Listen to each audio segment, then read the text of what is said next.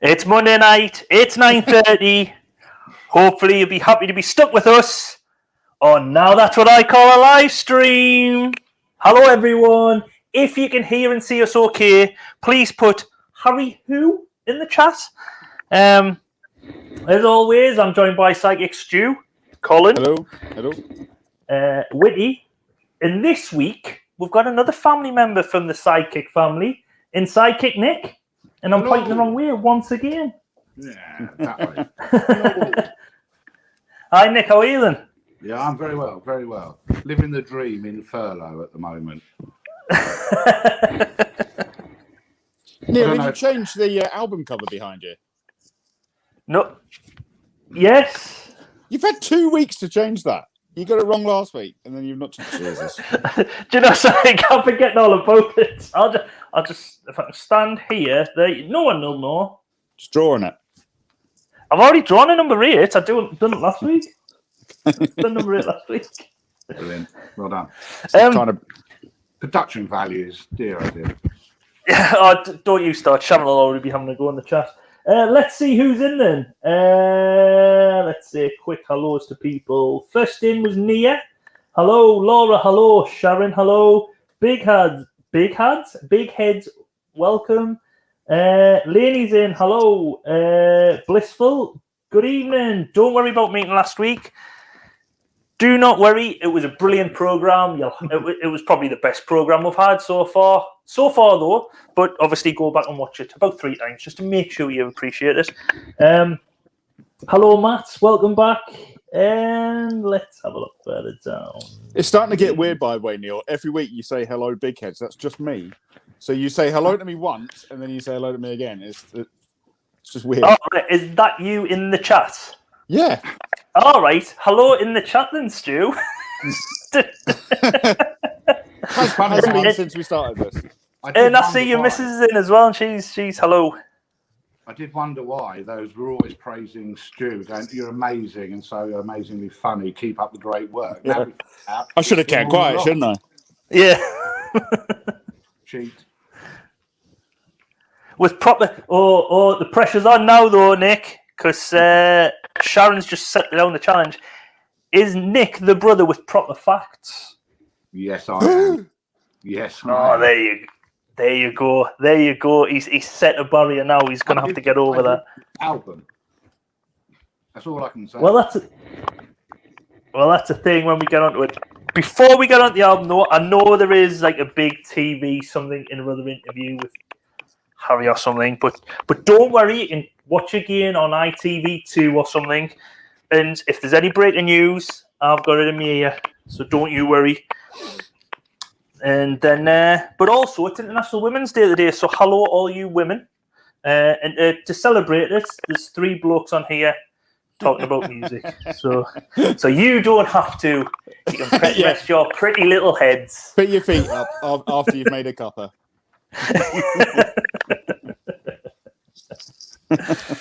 Shocking. I didn't know this is what I signed up for. It gets worse. It just goes downhill from the start. I'll just share the screen. Share. Bear with, just talk amongst yourselves. Oh, brilliant. So, Nick, how old were you when this album was out? This came out December. Here's a fact: December '86, just in time for Christmas, obviously. Yeah. I was 16 and a half, if you're going to count halves. Only 11 years away from finally losing your virginity.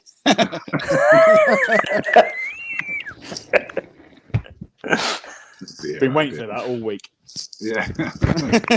Yeah. With your girlfriend.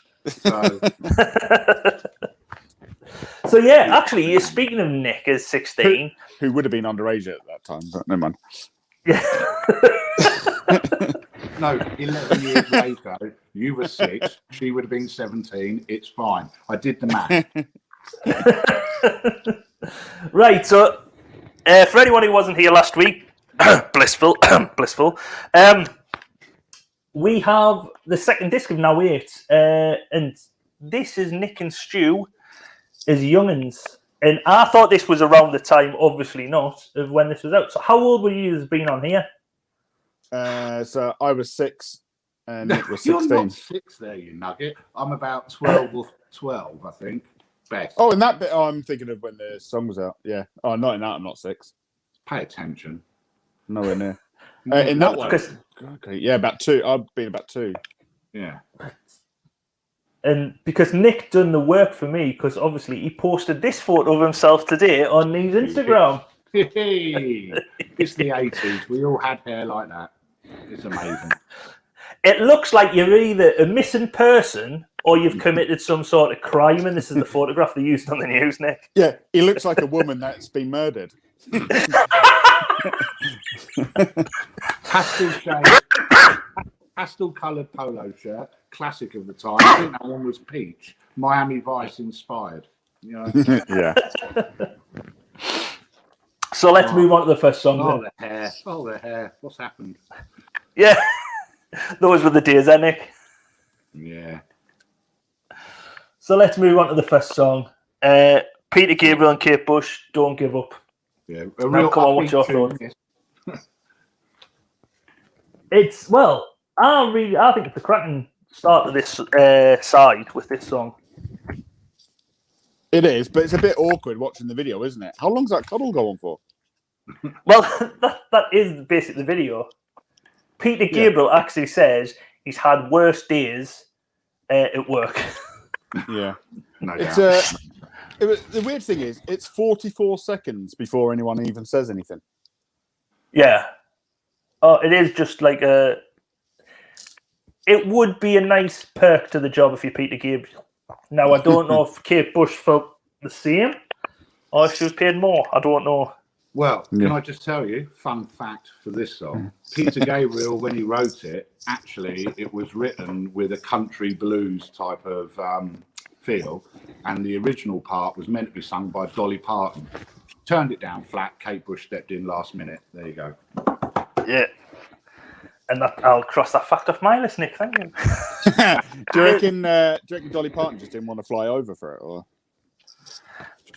Who knows? Yeah, I don't know, but there's a lot of songs like that. What was that song? Was it the Whitney Houston song where I think everyone in music turned it down bar Whitney Houston?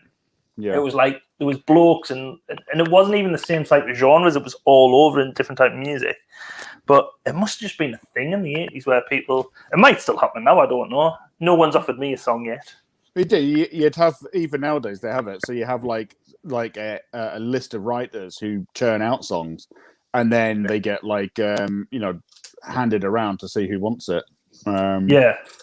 Well, that was So it's not- Stock Aitken and Walkman did that, where they just churned out song after song and offered it to whoever was on Neighbours or whatever at the time. Do you know what I mean? Yeah. Yeah. Well, this song though, I don't know if you've got any memories of this song, but what it always reminds me of is this. This is Barcelona '92, and it was Derek Redmond. He was, I think, he just broke the British record. He'd in the 400 meters, and he was like a medal hopeful. And you'll see it in just a second here, down the back straight. He pulls up injured there. You can just see him pulled up injured there. And obviously in tears on the track and everything. Yeah, he gave up, didn't But did he? No, Stu, did he? He wasn't going to win that. Do you know what I mean? He wasn't winning. Yeah. But the thing was, I can always remember loads of highlights of this around the time of Barcelona and like the highlight packages afterwards. And he gets up here and starts hobbling around the track. Yeah, sympathy. And it was always the song played in the background. And like all the officials are trying to stop him. And then you see just in this corner here, there's a bloke in the background, and that's his dad. And then his dad helps him down over the line, and it's get you right there. In that vein, I see this song like a song for our time now, and we'll be seeing it overplayed from COVID videos. Do you know what I mean? We're nearly at the end of lockdown. Don't give up.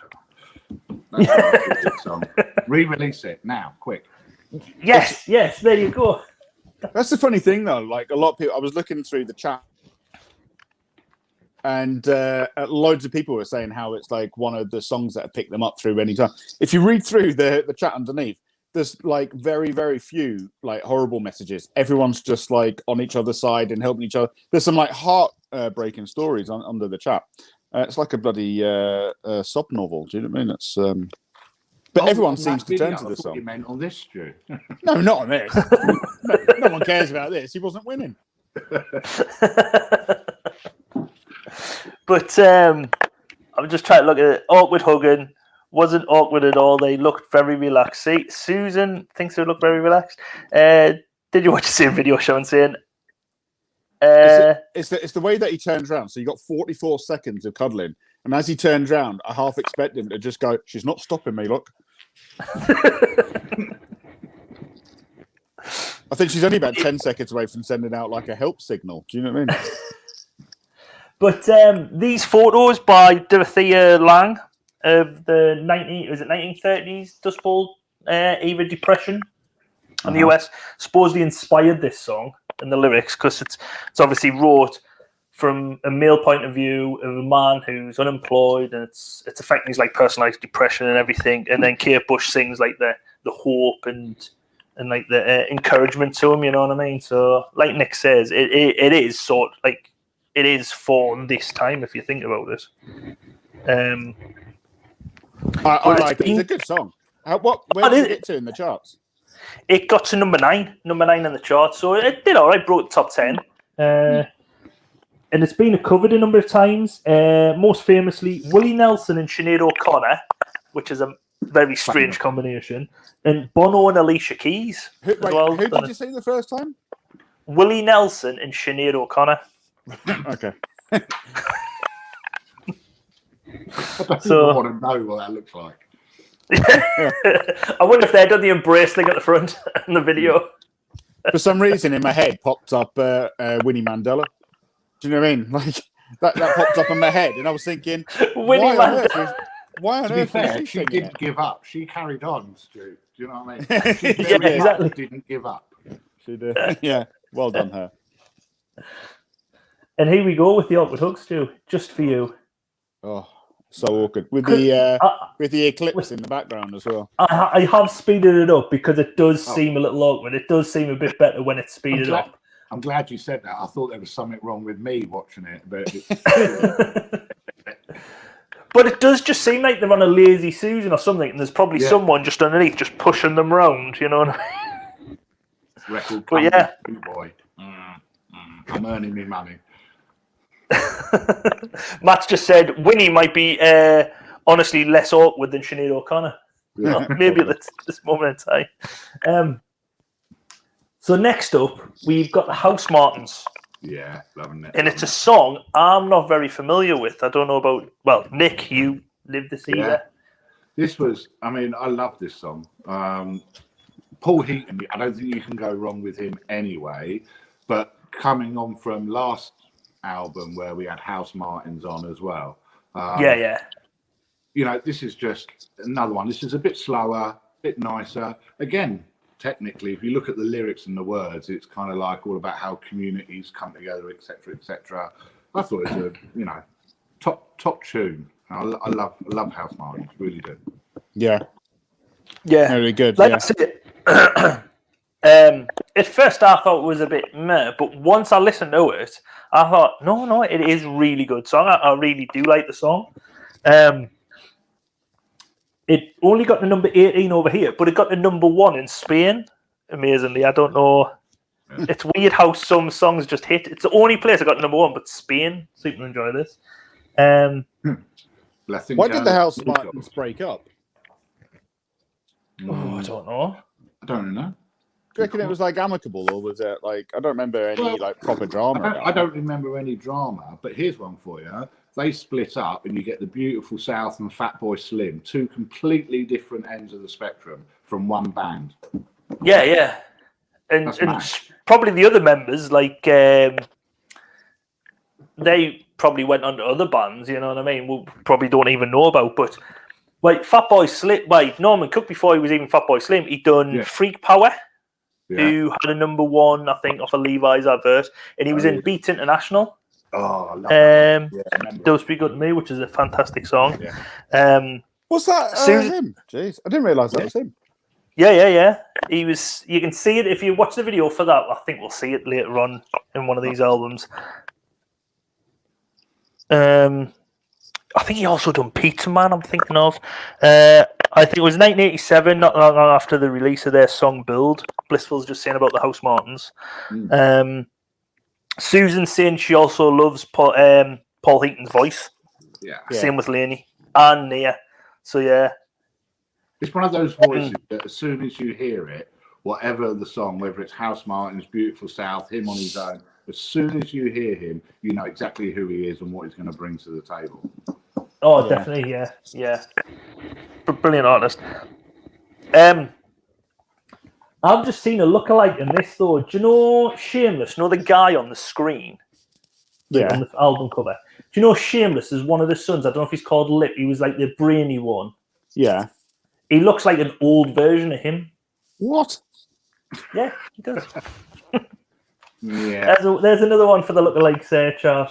I think you've stretched that one a bit. What I liked about the video is how the drummer tries to steal the show throughout the whole thing.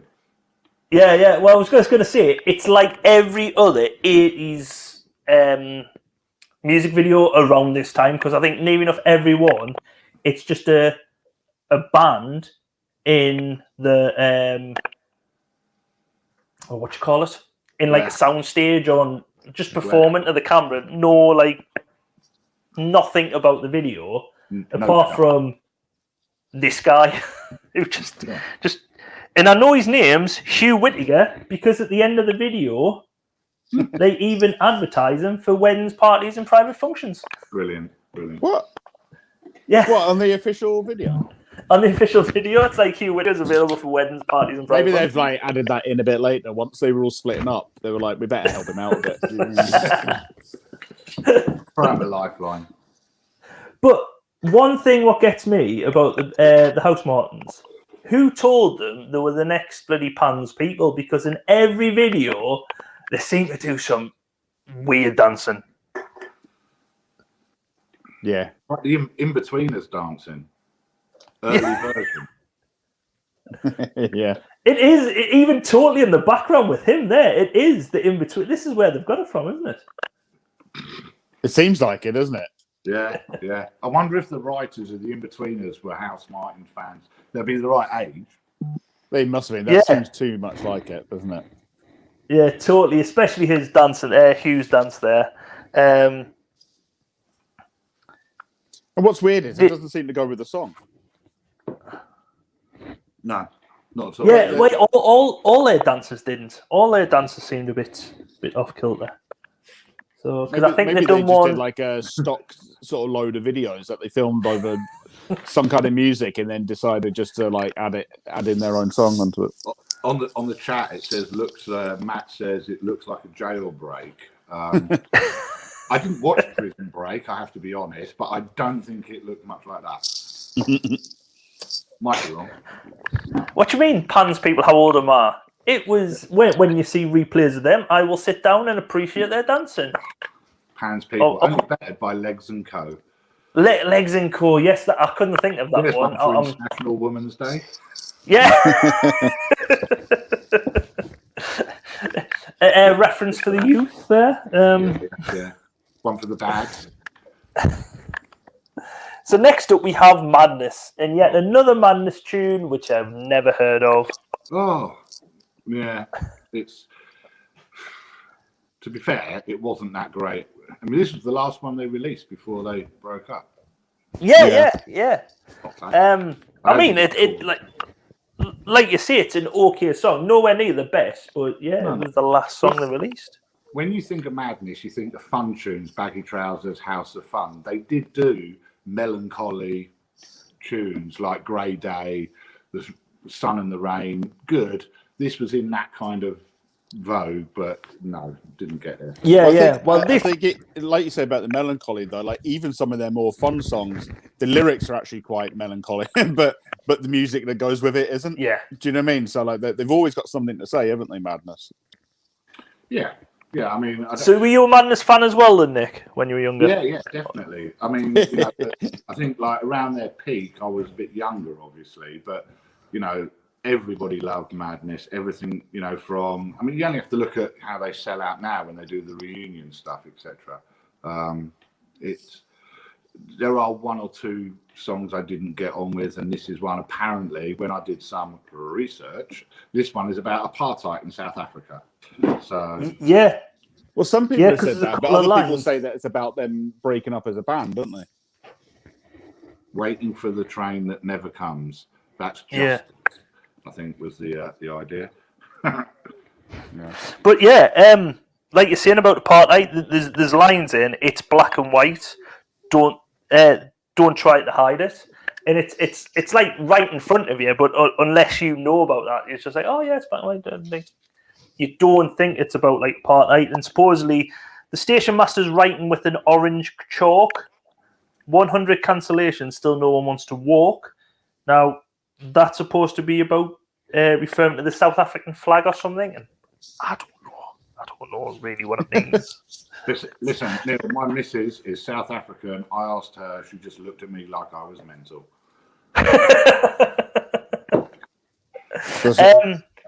Blissful's just in the chat there. Though they did release Love Struck in '99, I think they got back together in about '96, though, didn't they?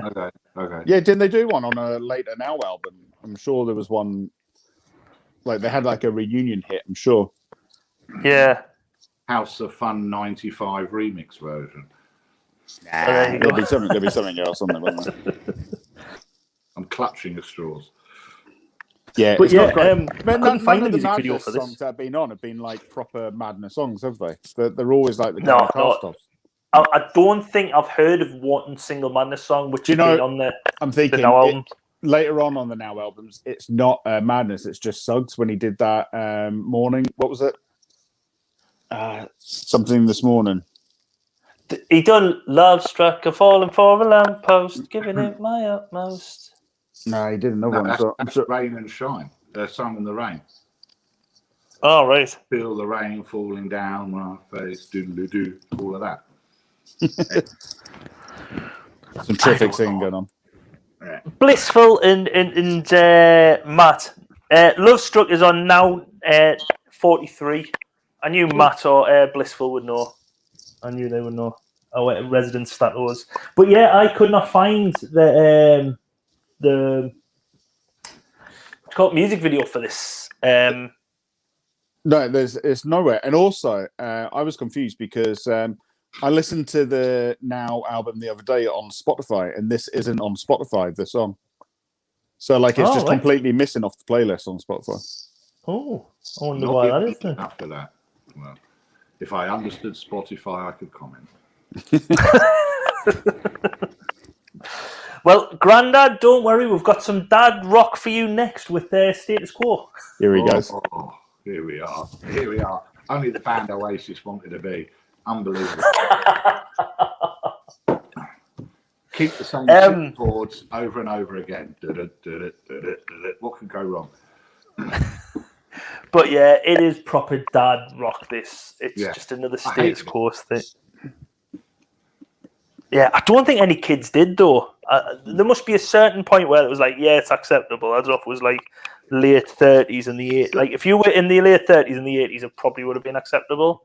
When they came out and opened Live Aid with Rockin' All Over the World, everybody loved them. And then by the next day, it was back to being a dad's band again. Yeah. That's Status Quo in a nutshell from a 16-year-old's perspective. Yeah. Yeah. Did you see them, Neil, when they came to Sunderland for the first match at the Stadium Light? No. Oh, yes, they were the band. Yeah.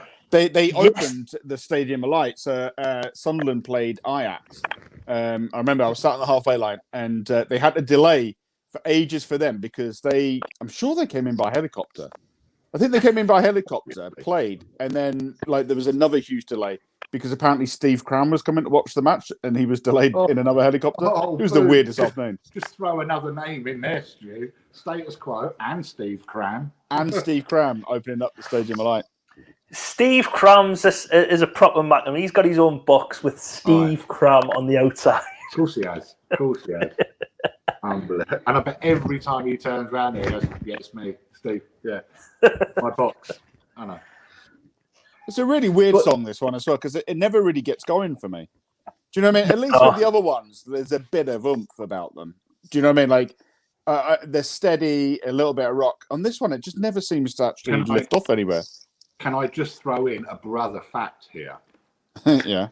I did my research. There's a brother fact here, and it is that actually the original, because this is a cover version, it's not a status quo original. Yeah.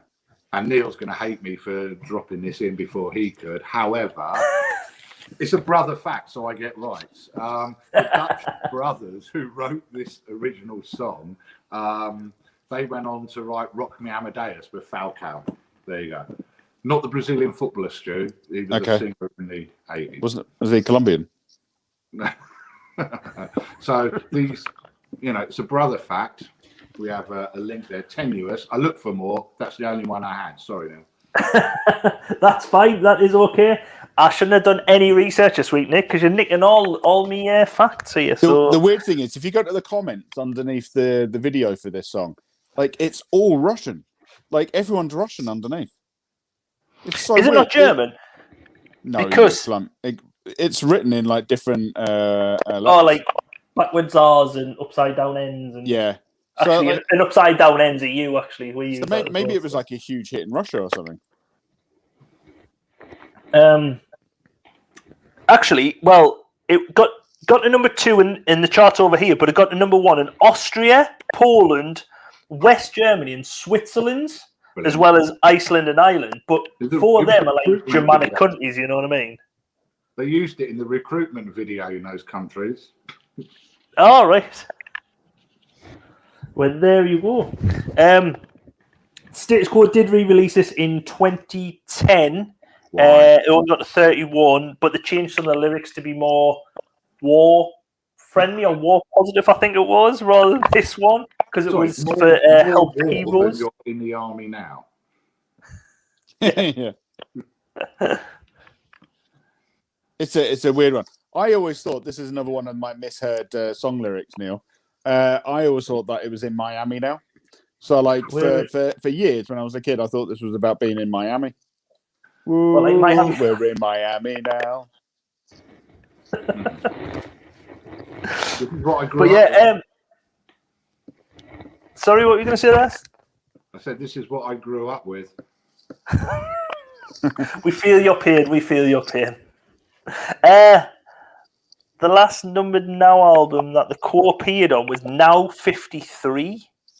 Crikey. With a track called Jam Side Down. Well, one's ever heard of it. I thought by the time we got to the Now 53s, I would probably know all the tracks, but blooming heck, I've never heard that. Weird. Okay, let's try again. Great name for an adult film star. Is Matt saying Steve Crumb's an adult film star?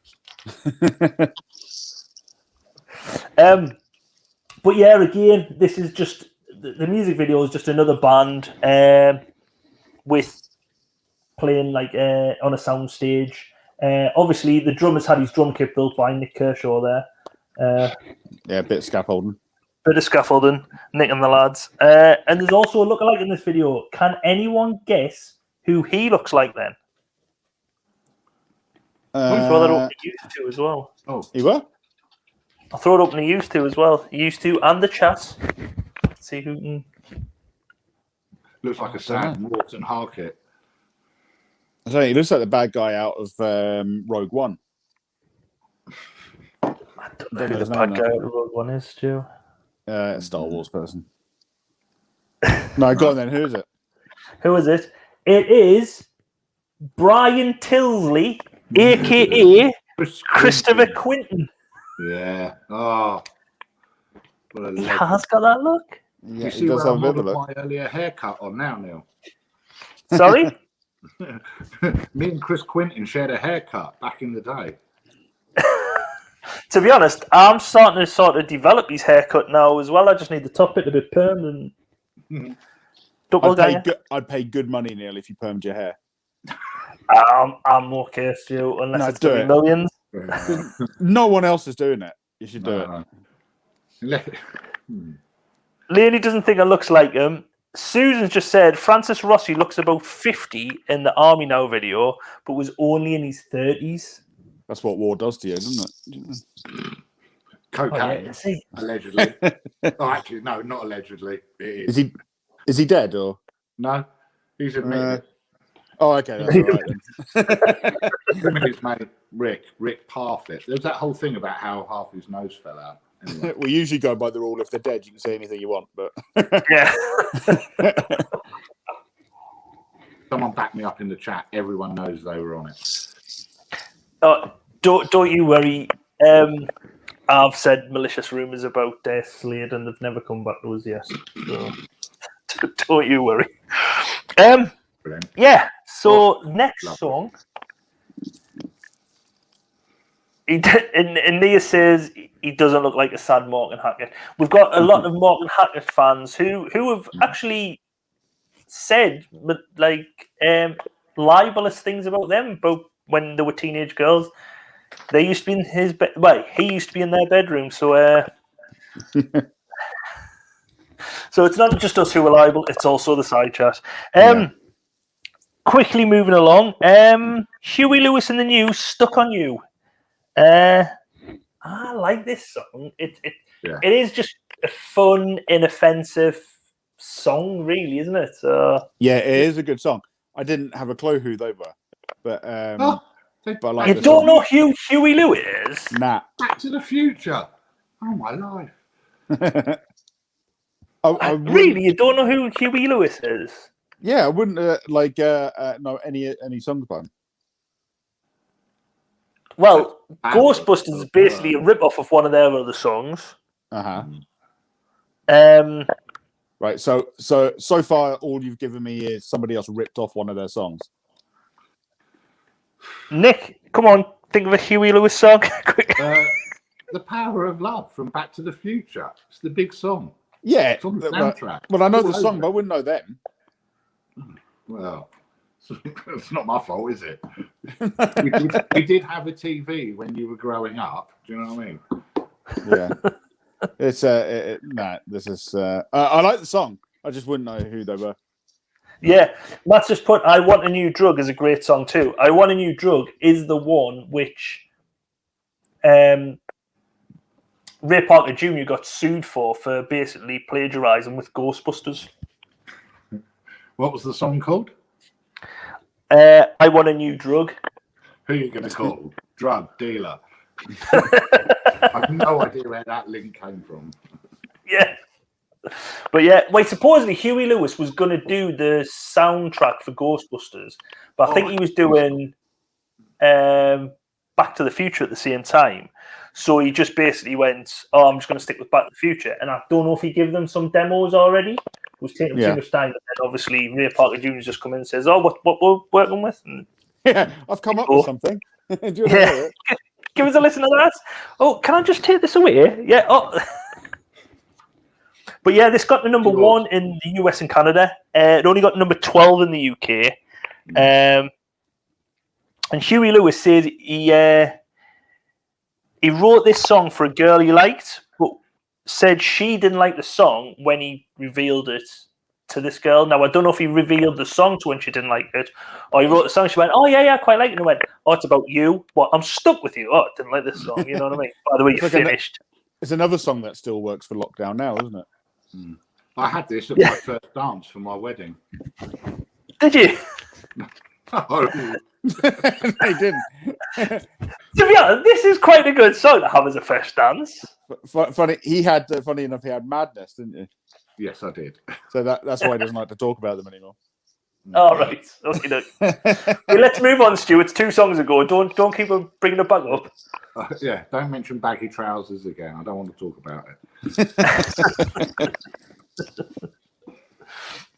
But yeah, the video for this, mental.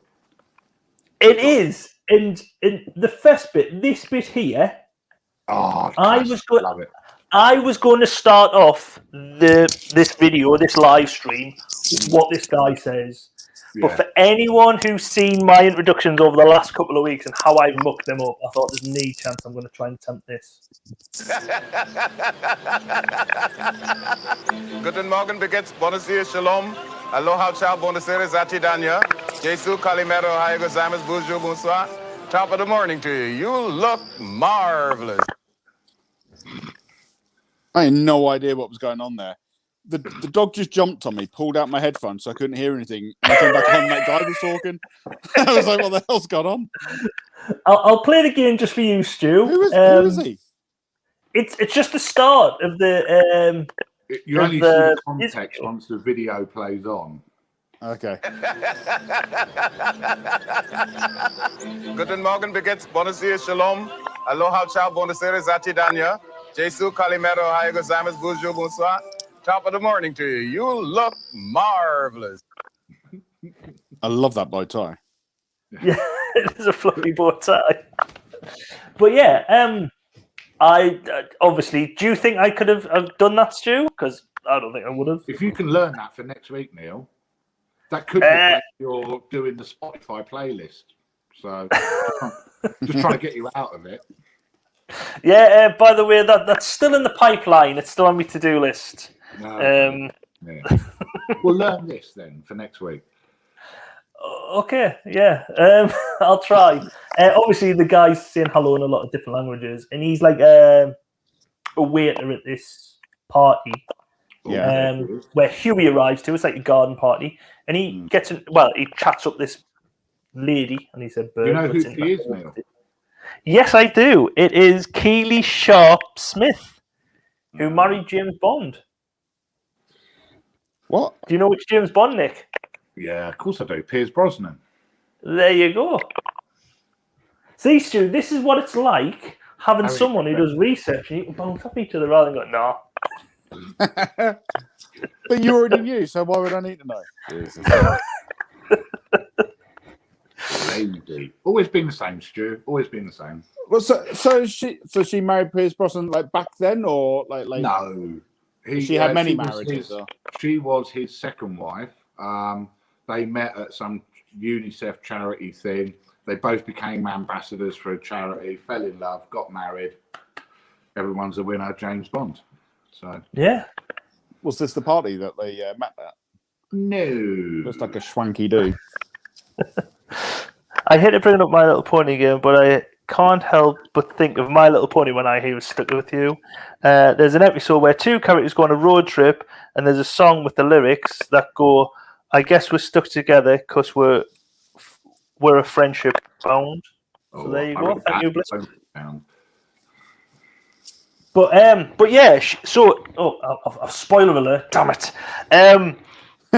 He says to her, "Do you want to come on my yacht?" And the big joke is, his yacht is a little rowing boat. Oh, what a trickster! And then he tries to drown her. You watch it? International Women's Day. What are you doing? Whoa! Get under the water. Oh no, you're going under, love. Bang, back under. Yeah. And then they end, like Nick says, it's a mental thing because they end up on a desert island where they end up on a desert island, seem to fall in love, only discover that the Where's island. the guy ahead there? Sorry? No. I went ahead too fast, Stu. Got excited. But yeah, they end up on a desert island, fall in love, only discover that after nearly starving to death, it wasn't a desert island anymore. That the bandmates were that old chestnut basically sleazing on women on the other side of the island at a party. Oh, dead me. What? Yeah. Disgusting. Yeah. Oh, Happy 80s. International Women's Day! It's the 80s. Don't worry about it.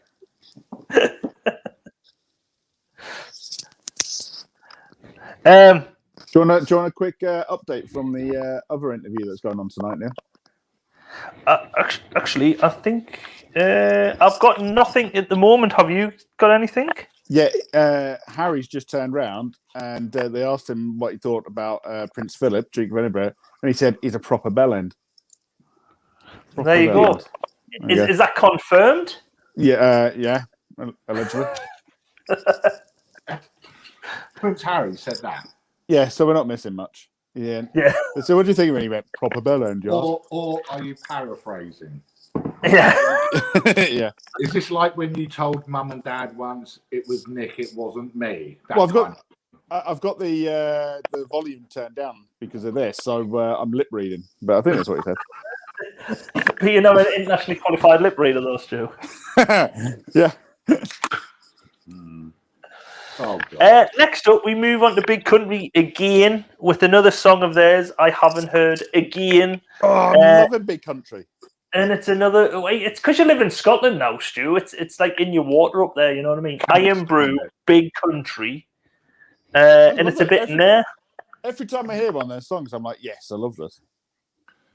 And I don't know what it is, I just like them. Yeah. No. I think they're really good. No, you're wrong. Were they? It's weird because you never hear anyone talk about them, but were they well known at the time? Because they've been on like 3 or 4 now albums as well. It's when their first wasn't their first album called Big Country by Big Country. Yeah, I think it was. Yeah, that's never a good sign, is it? Yeah, and they lost me there, and I've never liked anything they've done ever again since. So you were put off just by the title of the album. Yep. Pretty much. Matt just said, "Oh Lord, it's Big Country." Sounds just as boring as every other Big Country track I've ever heard, and then he's put no. So I think it's unanimous. It's a bit in there. It reached number 19 in the UK charts, and supposedly, not that I know, but supposedly it has a similar melody to Bonnie. I can't read me right. It's Bonnie something of Loch Lomond. I don't know what maybe Bonnie Boy. I don't know. I can't read me writing. But it does seem a very Scottish song. So much so. Sorry, I'm just going to say so much so. It was used in a Tennent's lager advert, and it was also used as the launch song for the Yes Scottish campaign for devolution. How much more Scottish can you get? It's pretty Scottish, isn't it? Because they thought they were a big country. I'm not alienating everyone in Scotland here. I'm just saying that's how they thought about it. It's the weird thing is that this is the one that sounds the most Scottish out of their songs so far. Yeah. But, do you know what I mean? Have you got any fun facts about this, Neil? No. The fun facts was the Scottish lager, the Tennent's lager advert in the launch for the Yes campaign, but bar that, nothing else. What about they sound? Rich has just come in. Hello, Rich. Sorry, Stu. What? What about they sound like a wrestler? Big country. That's a fact that I've just made up. Yeah. Wait, they do sound a bit like a wrestler. I can tell you a better fact. The lead singer went missing in 2001 after they did a reunion gig. And no one knew where he had a bit of a problem with. And apparently they did a nationwide, has anyone seen them? And they asked the website fan club, if any fan is harbouring him, could you please let him go? There was such a huge look for him. Just mental. He went completely off track, off radar, everything. Did he kill himself? Yes, he did. No! Keep it light, lads. Keep it light. Well, we're laughing. I wasn't going to mention it, but you did. But yeah, a hotel room in Hawaii. You know what I mean? Empty bottle of JD. Job done. Michelle's just said Big Country was the name of a basketball player. Brian Reeves, I think it was. Big Country Brian Reeves, if I'm correct. Is that right, Michelle? Did he Please tell me. Celtics? No, I don't know. He was drafted the same season as Eric Montrose from. It sounds like someone who either would have played for the Boston Celtics or Milwaukee, something like that. Do you know what I mean? It's that kind of name. To be honest, I'm positive he was like whichever basketball university goes by the name of the Cherokees. That might be Milwaukee. He might have played there. That was a heck of a guess. I'm not even going to Google it. So just say I'm right. But yeah, he might. In Big Country, I'm not going to Google anything about them. But that basketball player might even be amongst these people because the video is, again, a band just playing on stage. Didn't watch And then it. there's a load of intercutting sections with just random members of the public, probably Scottish, by the way, most likely Scottish. Brilliant. But they are random.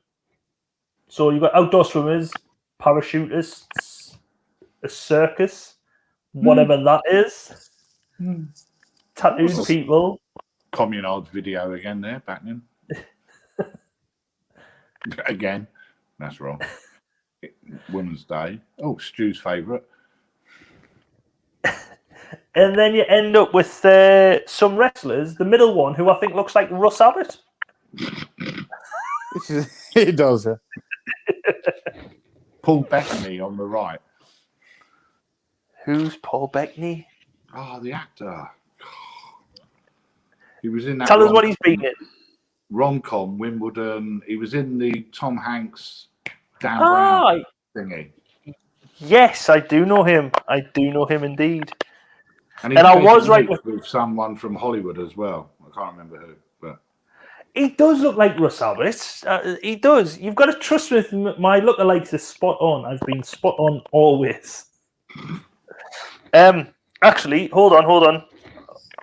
2 seconds. I've got some unconfirmed reports coming in here from the interview. Apparently, Harry and Meghan have unconfirmed reports saying they were swingers. Uh-huh. And that's one of the reasons why they left the royal family is Will and Kate wouldn't participate putting the keys in the bowl. Andrew says he was very keen on it, but only if they were Cozy Coupe keys. Like I said, these are unconfirmed reports.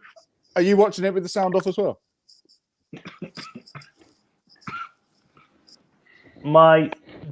Sorry, I've lost connection. I'm just glad we filmed this earlier so I could watch it live and not have to catch up on. Can you speak? Can you hear us, Neil? Hello? Oh, Neil's lost it. We can hear you, Neil.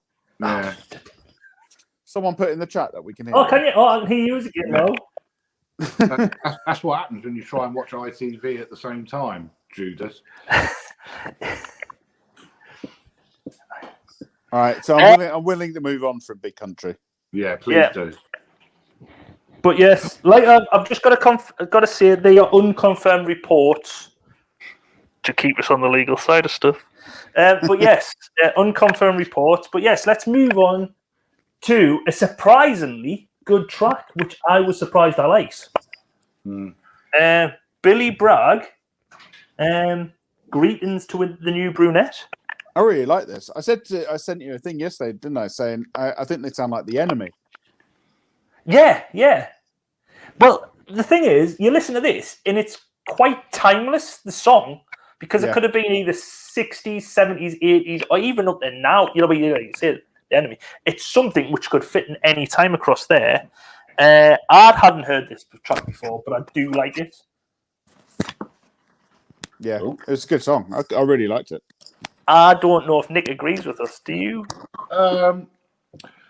I'll be honest with you. It was a bit political for me. I was 16, not really into it. Didn't really like Billy Bragg. Wasn't every song political in the 80s?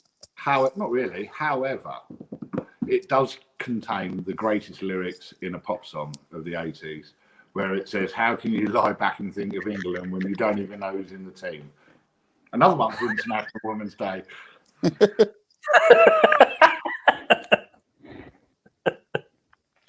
But yeah, when you're saying about political stuff, Billy Bragg he's like left-wing activist, very political with all these songs, isn't he? Yeah. Or annoying. His next song, which does chart, does get to number 1 though. Did it? Yeah. I What couldn't was that? tell you the song. It was around 1988. I know that. I should have wrote the song down, but I didn't. This His didn't next even hit song the top went 40. to number 1 in '88, 2 years later. Yeah. This didn't even hit the top 40. This got in at 58 in the charts. But right, was it because £1.25 was dear for a single back then because it says pay no more than £1.25. Gee, I tell you what, back in those days, 86, for £1, you could get 10 Benson hedges and a box of matches from the newsagents for £1. For £1. So yes, would this be being expensive then for a single? Yeah, that's more than 10 cigarettes. You can get 20 fags for £1.40. So there you go. Save up your extra 15 pence and get yourself 20 B&H. Do you know what I mean? Just saying. I would have bought 20 fags over Billy Bragg's record any day of the week.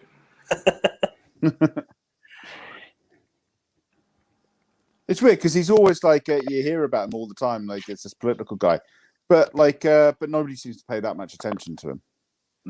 Keeps turning up at Hyde Park Corner, though. Do you know what I mean? Yeah, he does a lot of They shouting. do the march. He gets on the stage at the end. He does that look round at Jeremy Corbyn and goes, "Shall I get the guitar?" Yeah.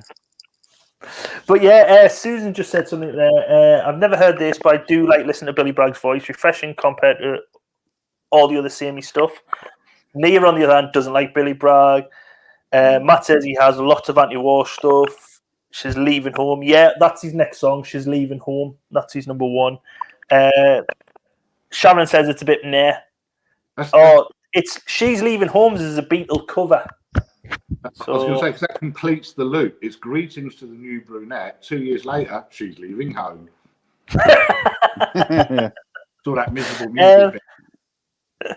You ever heard the song New England, sung by Kirsty MacColl? That's one of his songs, and he recorded first. Good you mentioned Kirsty MacColl. She sings the backing vocals on this, and Johnny Marr plays electric guitar on it. So there you go. You see, Blissful's put on there that Billy Bragg was a double A side. The other side was Wet, Wet, Wet with their version of With a Little Help from My Friends. Oh, was that for Childline? Seems a bit. How's that? It must be, because why would there be two different acts on the same? Yeah, single? I'm positive. Wet, Wet, Wet. Little Help with My Friends was for Childline when Esther Ranson lost Childline. They're not doing a charity single for Childline and calling it Greetings to the New Brunette. Yeah. No, I don't think they mean this one. I think they're meaning She's Leaving Home. Sorry, my bad. And David Tennant, the best doctor out of Doctor Who. Well, you're wrong. Geek. Well, I'm right. Do you think it's Matt Smith, Stu? No, Baker. Right. All right. Do you think it's Matt Smith, Nick? No, Tom Baker. I'm 50 years old. Did you say Matt Baker? No, I just said Baker. Oh, I think you said Matt Baker. Yeah, Matt Hayes just said it was indeed Childline. 0800 1111. Oh. We could put a little thing out at the end of this live stream, just saying, if you've been affected by anything tonight, 0800 1111. Numbers across here. It's there. Call it. Yeah. When you edit this, Bill, put it in. You know what I mean? Oh, what? Yeah, just across, scrolling across. Right. Actually, Live, I can do it. I'm sure you can do a banner scrolling across the thing. I should, if I knew how to do it, I would scroll it across. But I would probably turn off the live stream. Is or this something. still the same number? I don't know. Get on your mobile and phone it, Stu. It'd be gutted if you were actually in need and all you could remember was the old phone number. Because they did such a good job of advertising it with songs and stuff. Yeah, I'm not a fan of Billy Bragg. It's I find, like I say, a lot of shouting, not a lot of people listening to him shout. Yeah, move on. Yeah. But this song is all right. But the music video is basically, it's just like any other Jive Bunny video. It's stock footage from like old camera or aged in the process, and that's it. So next up, we go to classic and potentially the best song on this album, I would say, on this side, if not the album. I don't know if you guys agree. Yeah, I love this song. Inspired hundreds of barbershops for a dramatic name change. Do you know what I mean? Yeah. That's their legacy. But yeah, I just think this song is just it's. To be honest, I thought it was what they call like hair rock, with all like curly like Jump Van Halen and stuff like that. The guy in the video has got short hair, and I was like, what? It doesn't fit what I thought they would sound like. You know what I mean? It's so weird as well because they don't have like many other hits, and yet this song is so iconic for the 80s. Yeah. This song's brilliant. I didn't realize they were English as well. They were an English band. I thought they were American or at least Norwegian. It only got number 4 in England, but got number 1 in the States, Canada, Finland, Norway, and Poland. And supposedly Nick Van Eed, who's the lead singer of Cutting Crew, came up with the lyrics whilst having sex. As the French phrase "le petit moi" means the little death, is a French. No, it doesn't. Le petit moi means the little me. Le petit moite. M-O-R-T. Yeah. Mort. Is that moite? Mort. Yeah, mort.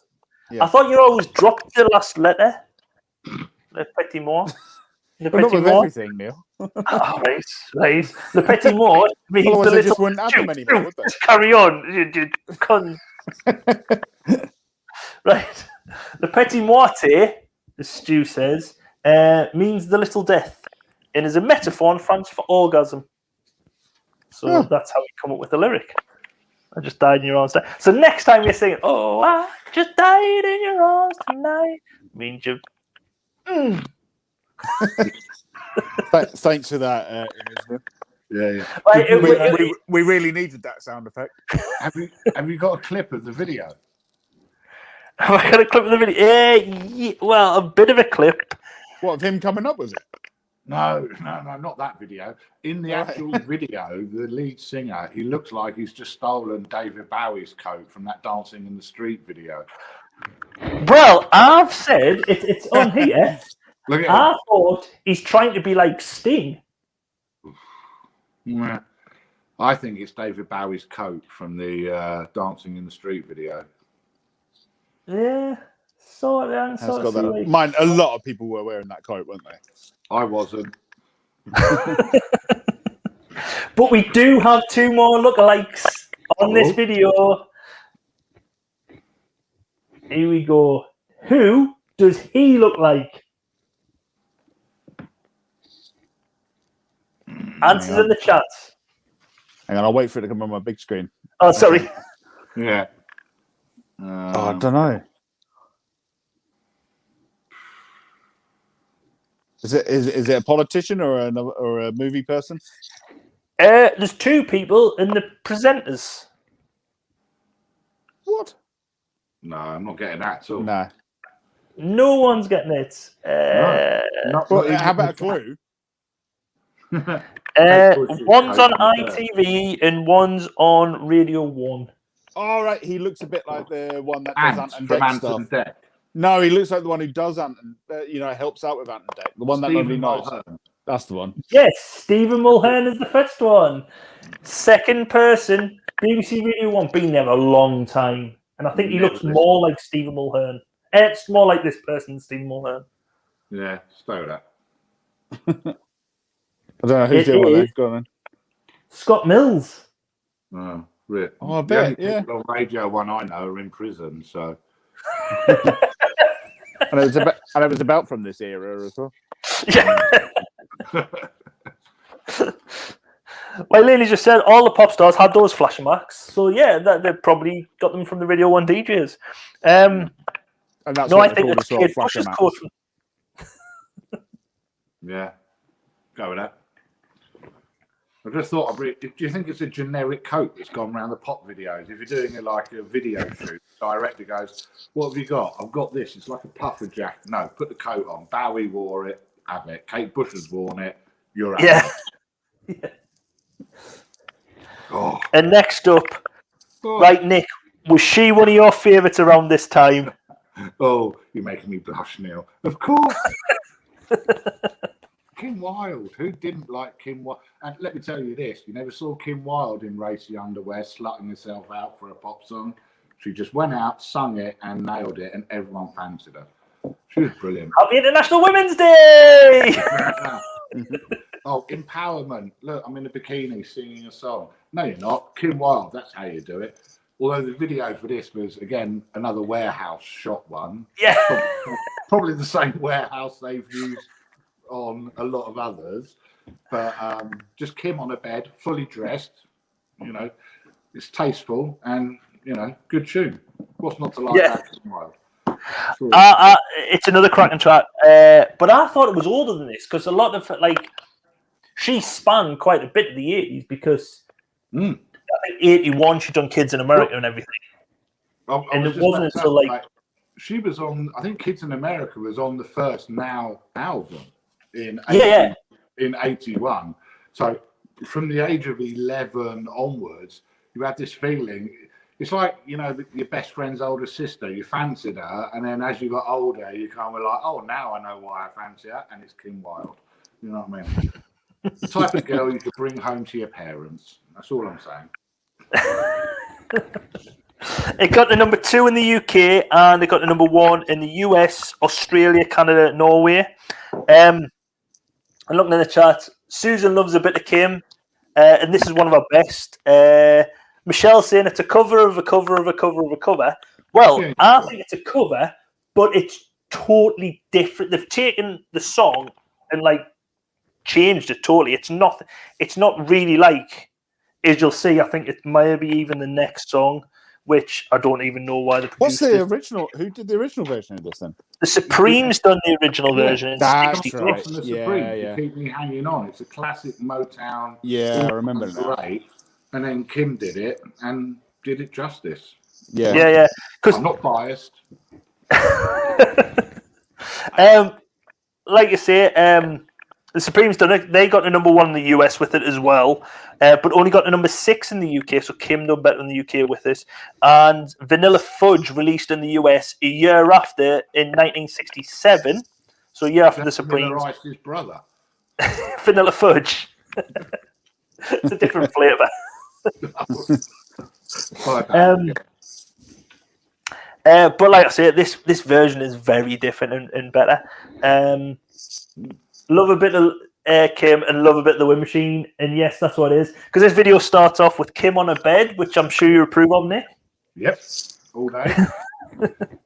And then she gets up, gets a wind machine, and there's a bloke at the door just letting a load of rubbish in the door. It's like, come in, just shut the door, mate. Because just littering everywhere. But yeah, but like Nick says, oh, what have you done? You've left the door open.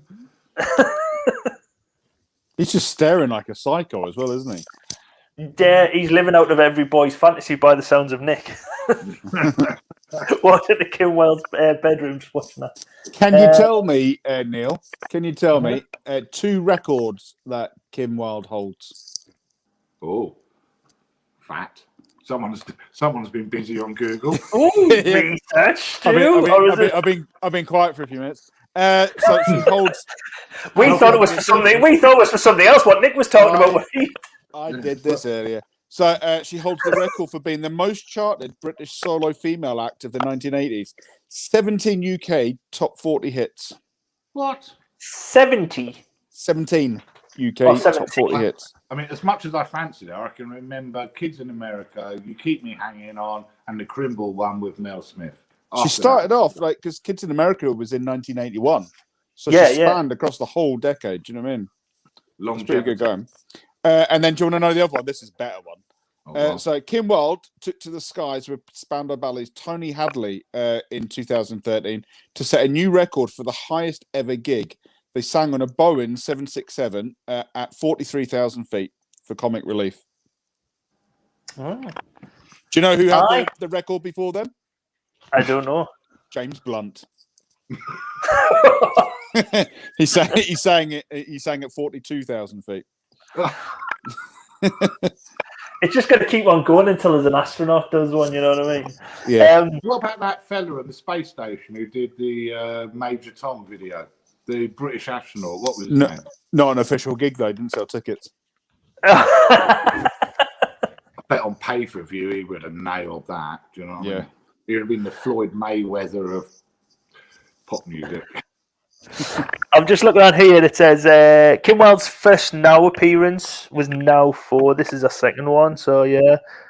So I'm sorry, we Sorry, can't I let just Matt thought- Hayes' comment go past. So I thought Zeppelin did the highest ever gig.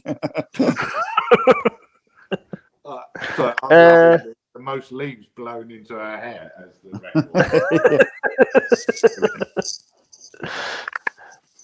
I'm just trying to look on here. Oh, it's done. Sorry, folks. Talk amongst yourselves. Oh, what have you done, Do you Neil? think, Stu? Do you think that all these, like on the last album and this album, a lot of the videos are all done in big warehouses, big spaces, with just like the band members? Do you think because of the amount of hairspray going on in the 80s, it was under the risk assessment they had to have a big area to do? Yeah, that's why they had to do it. It's definitely got to be that.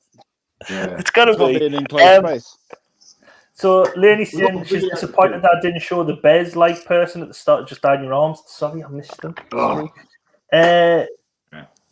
Sorry. Yeah, doesn't she just do gardening? Night stuff, but she just does gardening now. Yeah. She Yeah. started doing this though while she Oh. was still a singer, didn't she? So I've got to tell you, she did. She was in the rock opera Tommy, not recently, like back in the 90s, and she played the mum of the deaf, dumb, and blind kid who plays me in Pinball. And I went to see it live in theatre in London, and it was absolutely fantastic. Just putting it out there. Merrill Theatre. No, when Richard's just said about she does garden now, my wife went to stay with her auntie who lived in Herefordshire. Kim Wilde. Your Went down wife there. went to stay with her auntie. No, not Kim Wilde's auntie, our own auntie down right, there. And when she was down there, she went to the local garden centre, and who was doing autograph signings? Kim Wilde. And who did she give her an autograph for? Me. Oh, Nice. Yeah. Nick will buy it off you if you can still smell her on it. I thought that was my fee for appearing on this. You promised me Kim Wilde's autograph, and I'll just change the Neil to Nick. Don't worry. I don't think it's even got Neil on. I think it's just Kim Wilde. It was done with a biro on the way home. It wasn't even Kim. Yeah. It's like shaky handwriting and everything from the car. Next up, we've got It Bites, the band I've never heard of, with Calling Out All Heroes. Now, I've heard the song, think it's quite good, but I've never ever heard of this band, It Bites. I don't know. Well, there's a reason for that, I would say. Yeah. I like this song though. This song's quality. Yeah. I've heard it somewhere recently, though. I don't know if it's been on an advert or something, or it's been on something quite recently. They sound like a couple of other bands as well. Do you know what I mean? Like they've Yeah. got a sound or something else. If you said this was the Cutting Crew, no one's arguing. Do you know what I mean? Yeah. Wet, It's wet, somebody- Yeah. no one's arguing. There's somebody One of else those who's kind of got generic this. sounds. There's somebody else who's cornered this sound, like for this, that their sound is, and has done better out of it. I forget what it was. I was listening to it earlier, and I thought this sounds just like someone else who was famous. It is literally because it's catchy that it was successful. Yeah. Yeah. Whereas you could like get a track from. I mean, look, the Madness track wasn't their best. Maybe the only one they had out in '86, but like there are others. With these guys, what else are you going to put on the album? No one knows anything else other than them. Yeah, but that Well, might just be because they've not marketed well. Sometimes that happens with these bands, doesn't it? Plus, Yeah. I really think that this time, like, there's so many songs around at the time. I mean, don't forget, we're only looking at the Now albums, but you got all the songs that are released by all the other record labels and stuff that were awesome as well. Or Stu, no other albums existed. It was just Now. Just now. And I think this band were very misrepresented. I mean, you can see by the high-tech cover here, it's actually the band should have been IT Bites, and it's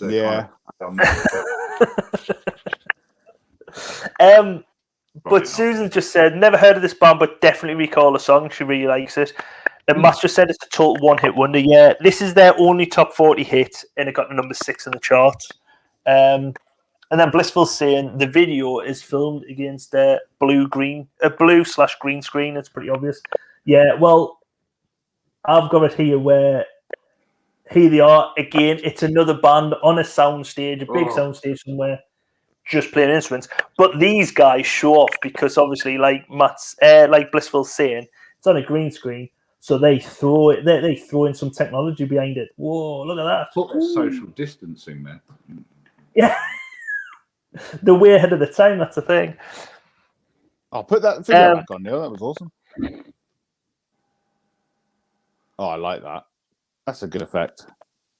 But that's quite good for 86, I would say. Yeah, someone at art college has gone, look what I can do, and I'll do it. Yeah. But we were talking about this last week, though, weren't we? Where we were saying that, like, you get like music video directors who went on to bigger things. So, like, they were trying out stuff on like pop music videos. Do you know what I mean? Yeah, because David Fincher, who I mentioned last week, done the guy who done We Don't Have to Take Your Clothes Off. Yeah, he went on to do like Fight Club and everything. Now he's a massive director now. He was mentioned the other day when he directed someone else's music video. So he must have, and this was like an late 80s, early 90s video. So he went from like a massive span of doing music videos and then eventually broke into film later on. So yeah. Rich is saying a bit Swords of 1,000 Men type. Yeah, got that. I actually think that they're quite unlucky not to be a bigger band than they are. Yeah, first time it was campaign. Oh, Michelle, I think you're in the minority here, saying that it's kind of painful. I do like this song. I think it is a good song. There's nothing wrong with the song, but it could have been by at least 10 other people, and it wouldn't have mattered. Yeah. That's all. Well, unlike the next song, which I didn't know existed, and I wish I'd stayed that way. Oh, Jesus, this was horrible. Yeah. It's pointless. There's no reason for it. It's like a massive song, and you've gone from, like we said with Kim Wilde, where they've got the Supremes, You Keep Me Hanging On, totally changed the song. They've gotten the song, done the same, and sort of done a crap parody video of it. And it's just like, it didn't make top 40. It got to number 45 in the charts, and like Matt saying, this song is a train wreck. It is. It's terrible. Another that was painful. And this didn't even get top 40. Yeah, it's terrible. Who are the Anadin Brothers? The Anadin Brothers? Yeah, look at the bottom left.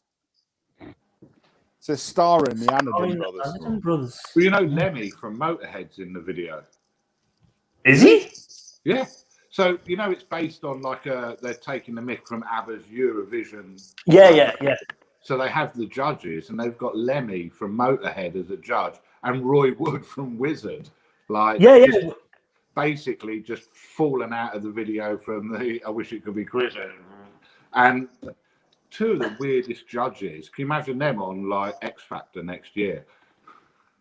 I mean, I'm sure it's funny for somebody, but do you know what I mean? Like, it doesn't come across, does it? Oh, and Captain Sensible. Captain Sensible's in it, which is always a good thing.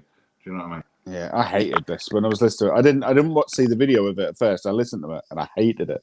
Yeah, well, like you've just said, I might have the judges on here. So this is them girls. There's Roy Wood. Let's see if the judges are on. They're brothers. They're brothers. Yeah, these. No, these are the brothers that they're talking about. Oh, right. Because the picture on the single cover was in front of them with the words in front of it. They're very ahead of the times then. Susan just said she couldn't get more than 15 minutes within. It's absolutely appalling. Oh, Jesus, is terrible. I think we've got the worst song then selected here by some far. It's almost easy to count the number of bands Roy Wood hasn't been a part of, The Anadin Brothers, a bloke who stumbled around the top of the studios going, I'll do sax on your tune. Oh, go on, Roy. Go in the back and do it. You know what I mean? It's really weird. Like, the thing is as well, like, Waterloo isn't anywhere near one of my favourite, like, ABBA songs either. So, like, I really don't like the song Waterloo by ABBA. So then this one was even worse. Did you get to the video where Lemmy's in it? This is the bit where I got up to, unfortunately. So, but before we move on to another, I've got some more unconfirmed. Oh, I've just started that for some reason. Sorry for put people through this again. I'm just saying, I've got more unconfirmed reports now from the Oprah Winfrey interview. James Hewitt has turned up with a fishing rod, some cans, and a bucket of KFC, supposedly. But like I said, it's unconfirmed. Back to the not regular programming, and we move on to Debbie Harry, French kissing in the USA. Oh. Another favourite of yours, Nick. We'll go straight to you. Well, all I'm going to say is if Kim Wilde was your kind of early to mid-teenage crush, if you were in your late teenage years, Debbie Harry was your teenage crush. Yeah. She sometimes reminds me of Stifler's mum, though. Oh. No, Do you know what I that's mean? more Yeah? Kim Wilde. Back in her day with Blondie, sorry, but when it was like that whole punk thing and she was like the figurehead of the band and that's, you know, she had that persona of Blondie with the bleached blonde hair. She was like the original rock chick she's like the dirty Kim Wilde, if I can say that on International Women's Day. She's very much a dirty Kim Wilde. International Women's Day, underneath in quotations. Edit that out, Neil. We're with you, sisters. We're with you.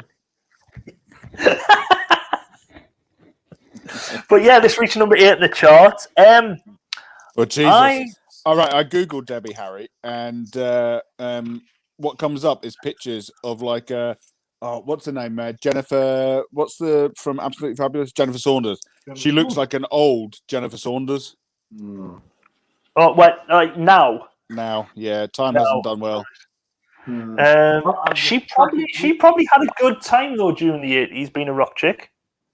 Yeah, there's one story that she recounts that wasn't. But anyway, what I was going to say is back in the day, I mean, you guys, I mean, now it's completely different, but you'd go down to like Athena, the poster shop, and there'd be like posters of Debbie Harry in provocative. Did it feel naughty buying one? The things that you wouldn't see Kim Wilde wearing. Kim Wilde, very much round neck t-shirt with a leather jacket. Debbie Harry, you know, what they call them, those strapless dresses and stockings and knee-high leather boots. I don't remember you having any like posters around though, Nick. Like Nick and I. So there's 10 years difference between me and Nick. But I don't remember but we shared a bedroom, and I don't know what I mean, loads of posters being around.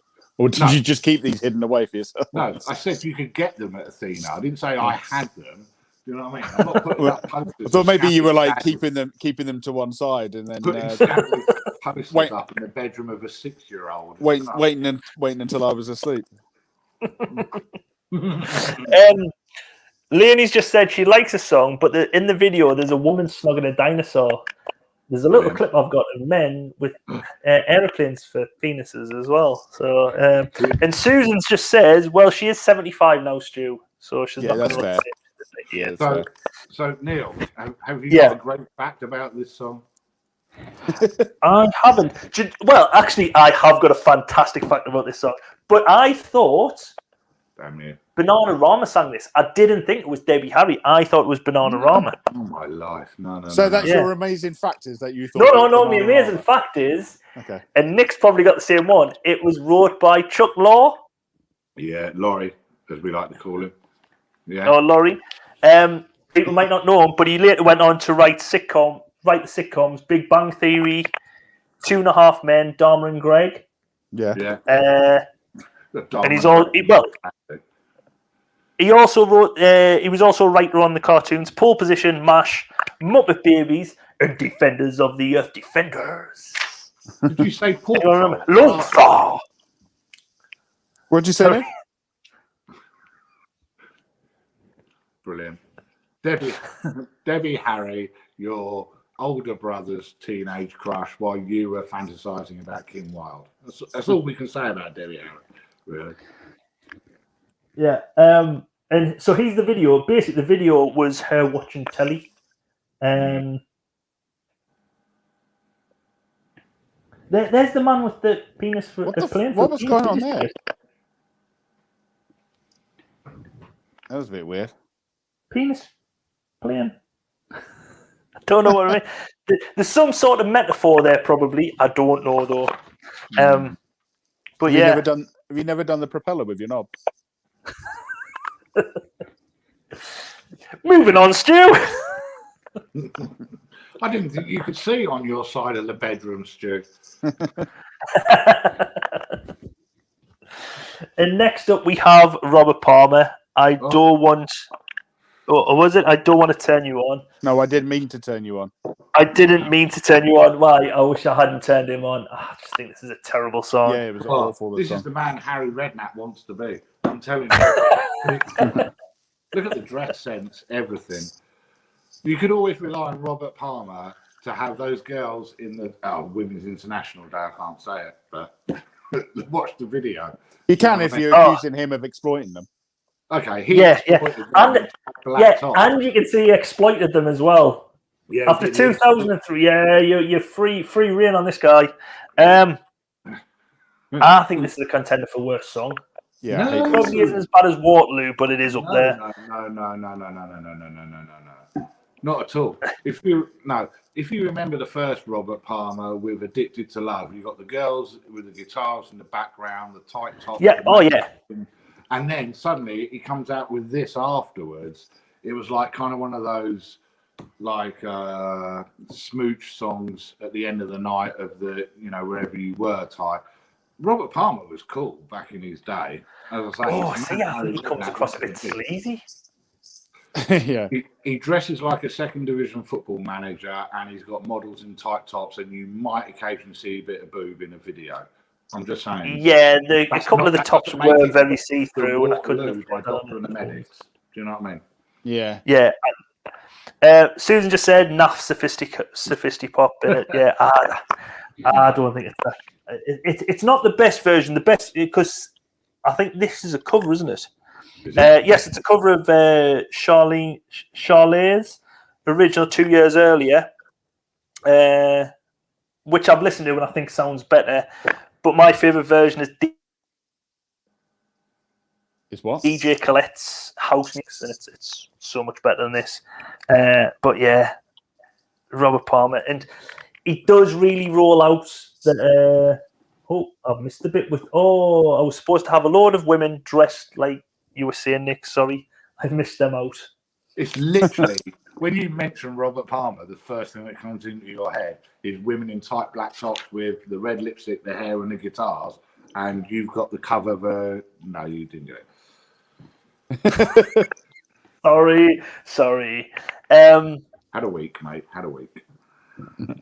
And Lady just said, terrible song, and the only thing he turned on was the light.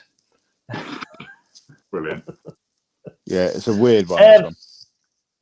But next up, it's Thursday night. It's 7 o'clock. It's time for Top of the Pops.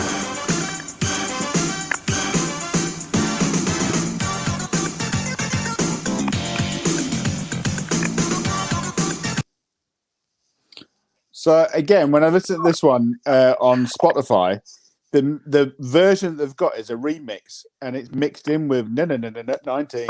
So like, I was like, this is brilliant. And then you listen to it without that mixed into it, and it's it's great because it's nostalgic, but there's not much to the tune, is there? Just going back to what Nick was saying, I did put it. I've just numbered them wrong. So there you go, Nick. Just for you. Just for you. I'm crap with numbers. Yeah. So yeah, Paul Hardcastle with The Wizard. I didn't know what this song was. When I first seen this song, I thought The Wizard. The first thing I thought of was that Fred Savage movie about Nintendo. Right. The Wizard. And I thought, is it a song from that? But I had no idea he'd done like the Top of the Pops. Yeah. Song. He was on it with this, wasn't he? Didn't he perform it on Top of the Pops? Yeah. He actually went on to perform on Top of the Pops doing the theme song. It's in the contract. You can have it, but I'm going to be on the show. So. Yeah. It got to number 15 in the charts, so he had to be on, you know what I mean? Yeah. And then they do that thing back in the 80s where, like if you watch the video where they do the keyboards, where everybody played the keyboard by just going like that, up and down. Yeah. It's mental. Yeah, not actually playing it off his head.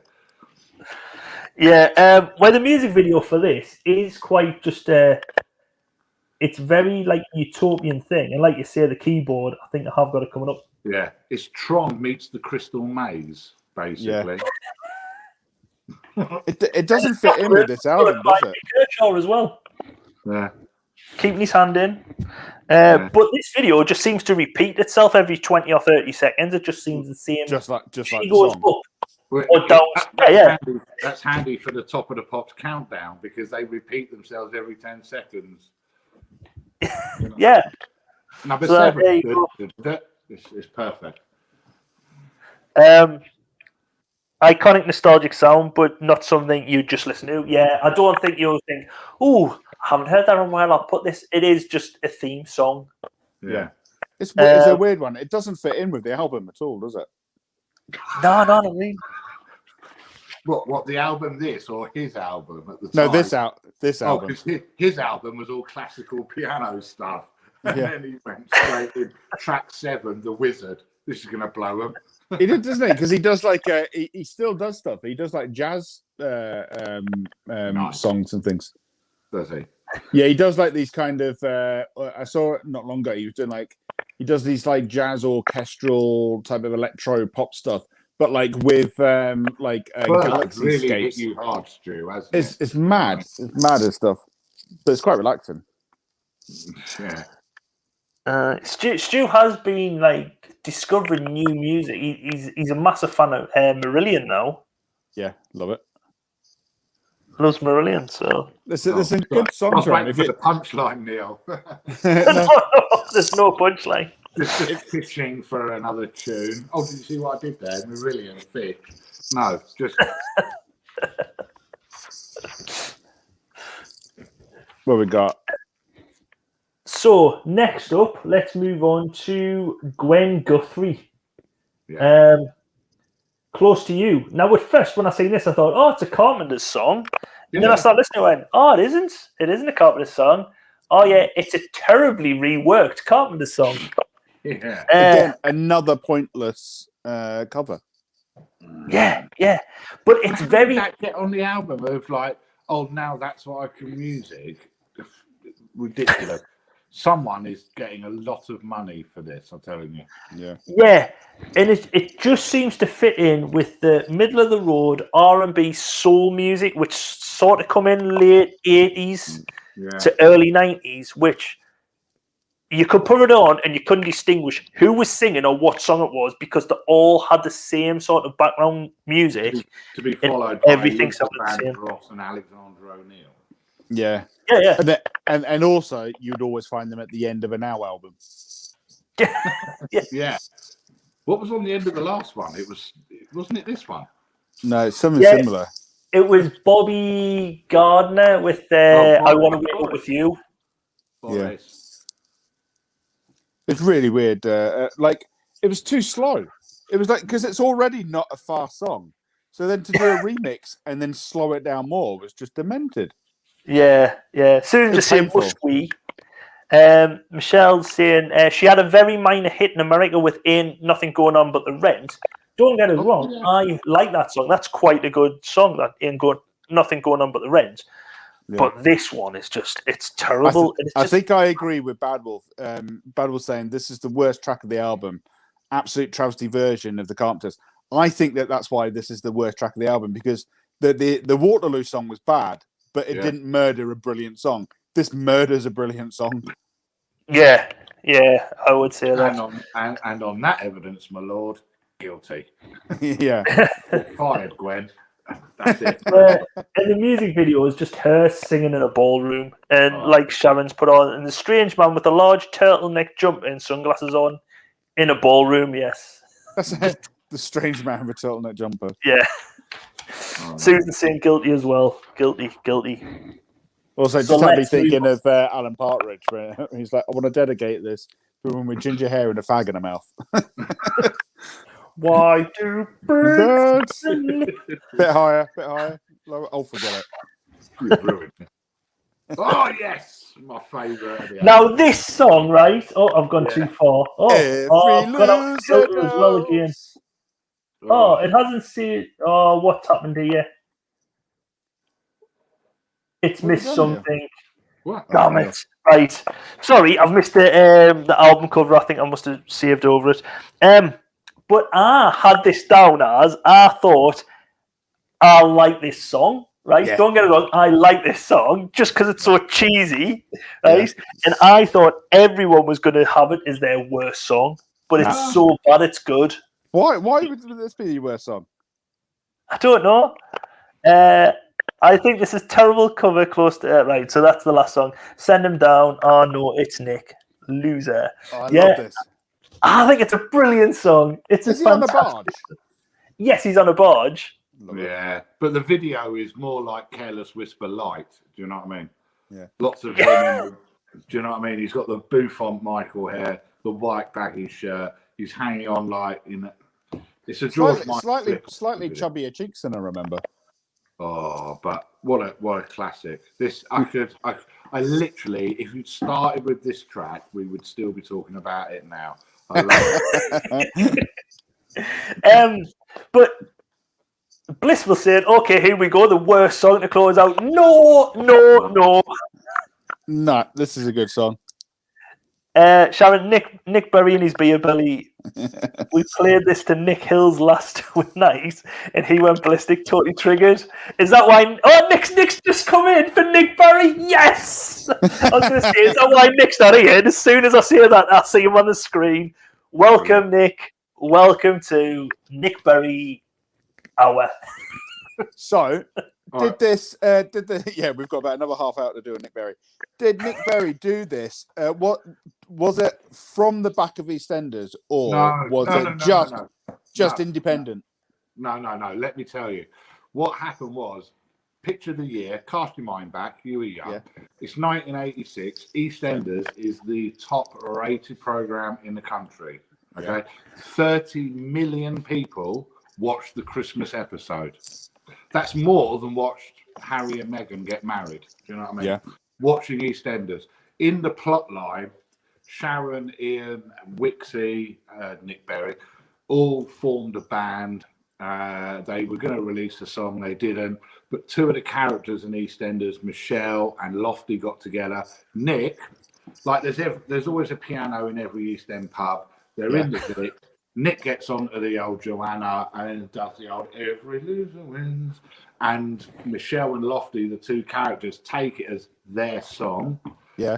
He does it another couple of times. And even when the marriage, she runs out, I think, whatever. And then Nick's doing it again in the Vic. And Lofty sees it and goes, don't ever play that tune again. Won an Ivan Novello Award and was penned by Simon May, who wrote the EastEnders theme tune. It was just so it was spawned from the program.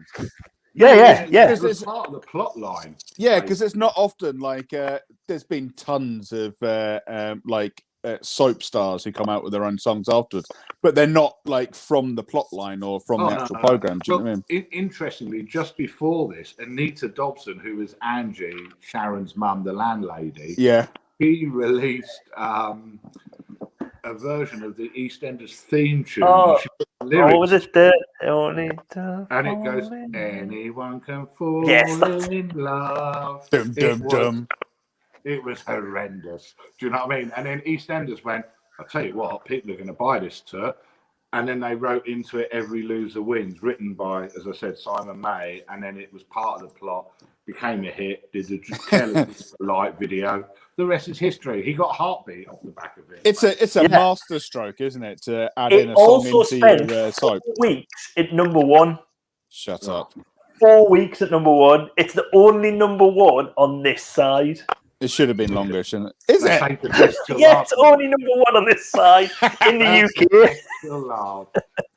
And I'll tell you what was funny is back in the day when this was around, I was living in Wimbledon, and the local pub that I used to go in with a load of my friends, and there was one side of the pub which was quite old-fashioned. It had the wood panelling, stained carpet, and a piano in it. Nobody ever played it, obviously. But I just think one time I was tempted to just go, come on, everyone, get around the piano. We'll have a sing-along like they're doing the Queen Vic. And what would you have done? Just pretended? Because you can't play the piano. I know. I would have just laughed. Any other? I would have played like Paul Hardcastle in The Wizard and just gone like that. Clang, clang, clang, clang, clang, clang, clang. Yeah, basically. Is there any other? Is this your favourite EastEnders-based person's song? No. Michelle Gale's Sweetness. Sharon and Ian did go on to release a song by the band called The Band because they were banned from the Queen Vic. Yeah. And that was terrible. Was that Something Out of Nothing? This is my favourite EastEnders tie-in. It was brilliant. Did they do Something Out of Nothing? Letitia. Yeah, it was Letitia Dean. Ian Beale, Sharon Watts, and Kelvin Carpenter, and another. Then you've got Shane Ritchie as well. Don't forget. Has he been? Oh, yeah, but he didn't release anything as Alfie Moon. No, nothing as Alfie. Do you Alfie reckon he must have sung something to Cat at some point? You couldn't have had Shane Ritchie in EastEnders without him doing a little turn. Do you know what I mean? Don't leave me this way. Yeah, he covered. Shane Ritchie covered Wham, didn't he? I'm Your Man. That was his. Yes. Was that a charity single though? It was his first debut single. Yeah, because he had. Yeah, before he came to EastEnders, he had albums. He had 2 albums, but had never released a single. So then he released "I'm Your Man" as his first single. I'm stunned. I didn't know. I'm just going back over the chat here, right? So I know this is cheese, and I know you can't sing. However, I like it. Yeah, it was a big storyline, Sharon saying, and then Michelle goes, "I've gone the whole of my life without hearing this." What? And then Lainey's gone, "You've missed it." I should explain. Michelle is in the States, I think. And then Rich has just said, "I'll tell you where Nick Berry lives. Is my brother-in-law sorted out his security?" So we're probably breaking and nick the gold discs he got for this. Jesus. Oh, hang on. Rewind. My brother sees Anita Dobson when he goes to drop things for Brian May to sign from Flash Gordon at their house. Oh yeah, what a sentence that is. Richard's brother is like the man. He's what's his name? Gordon's alive. What's he? How can I forget his name? Brian Blessed. Yeah. He's Brian Blessed's manager. Richard's brother's Brian Blessed's manager. Brilliant. So yeah. What about? Okay, I'm carrying on here with my. I think that EastEnders stars create the best music. Sean Maguire. Oh no! Stop yourself. No. Sean Maguire. He had. No, you've gone. No, what you've done is you've fallen into the trap there of. Oh, if neighbours can do it, so can I. Sean Maguire had 7 singles out in the charts. Yeah. None of them got in the top 10 though. Yeah. Zammo from Grange Hill in 1986, 1 hit out in the year. Just say no. He didn't, obviously, but you know. Yeah. And are you? Sorry, but you may be forgetting also Sid Owen when he did his little reggae hit. Oh yes. Ricky. No, what? Yeah. Paul Medford, who was Kelvin from EastEnders, was good and went on to do 5 Guys Named Mo. Oh, did he? Well done, him. So I don't know 5 guys. So Yeah, there's another 5. Yeah, he made 5 guys. He's had a successful theatre career, but you know what have you done on telly? That's what counts. Marty McCutcheon. Hello. Another EastEnders one who's gone on to do singing. She and Pat Kilder ran her over. Oh, was it Pat or was it Frank? No, it was Frank. Frank. Unbelievable. No one can remember Marty McCutcheon's pop career other than dancing. No. This Stranger. is my moment. Perfect This Stranger. is my moment. This is my perfect moment. That was Leona Lewis. Yeah, you sing the wrong one. Perfect Stranger, you're thinking, Neil. Oh. That was number 1. She got a debut number 1 with it. Was it? All right. Susan just said, "Sidekick Nick, I thought I like your taste, but you've gone and ruined it with this one." Nick's just pointed out on the screen. Love the title on the screen. Ultimate 100 really bad songs.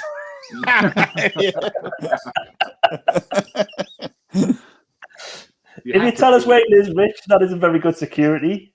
If it was a competition between, say, British soap stars releasing songs and Australian soap stars releasing songs, who would win?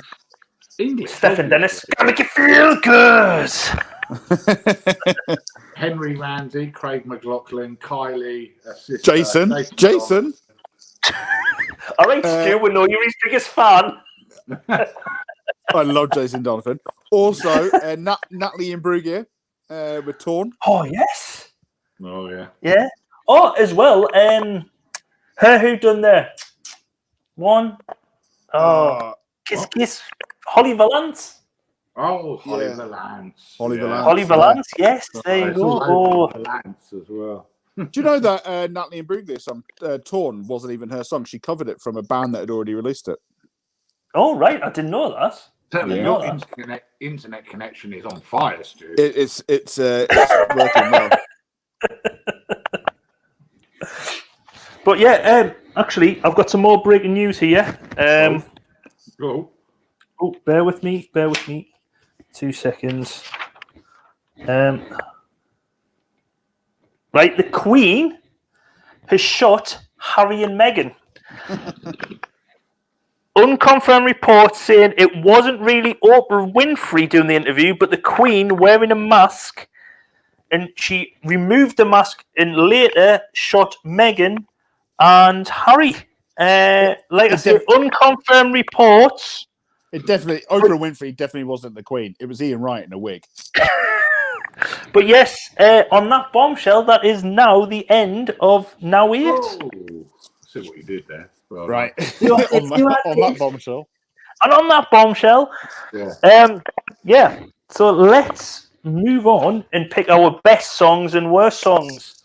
Whilst I discuss with the lads, I think that this is the let us know in the easiest one that we've chat. Well, worst song, I'm going to go with Worst song. Oh, yes. Doctor and the Medics, Waterloo. Yeah, I'm going to say Doc and Medics. Nah, Gwen Guthrie, Close to You. Murdering it. Yeah. Rewind. I'm back in See, I still think Doctor and the Medics. At least Best they're trying. Nick Berry. The thing is that at least they were trying to be funny. I mean, it wasn't funny, but they were trying to do something different. Like Gwen Guthrie just murdered the song. My son's just sent me a picture of Oprah as in response to Ian Wright comment from Stu. Neil, can you get it up on screen at all? Can you get us Oprah Winfrey from the interview? It definitely looks like Ian Wright in a wig. Best song. Nick, what are you going for your best song? I think if I'm gonna be, it's not that's for sure. I think for a minute, Housemartins for me. Oh, that's I'm torn between that and Cutting Crew Died in Your Arms. I think I'm going to go for Die in Your Arms because, it's a song that I think's for me, it is like an iconic song of the 80s. Yeah, I would say that's the one for me. It is like on your greatest 80s albums and everything, and it's the one you hear it and it's like, oh yeah. Are you trying to find a picture, Neil? No, I'm trying to go through it. I'm not trying to find the picture. Best song, Die in Your Arms. Are you saying Die in Your Arms as well, Nick? Yeah. Yeah. What? No, for best song? No way. Yeah. For best song? Yeah. What you saying, Nick Berry? Yeah, of course I am. Are you got Nick Berry? Yeah. You're an idiot. Why not? It's the only one that was a number one. That's true. That's fair. What about the rest of the chat? I think Gwen Guthrie is going to be worst. Yeah. So that does decide at worst.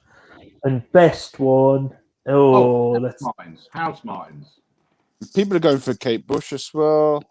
Don't give Best up. Cutting Crew. Don't give up. It's so catchy as well, that song, isn't it? It's a hard choice between the Kate Bush. I know it wasn't her song. The Housemartins and Cutting Crew. Housemartins or Perry. It's Don't Give Up. Song for our See, times. going between them, it's Don't Give Up. It's between Don't Give Up. There's 3 for that.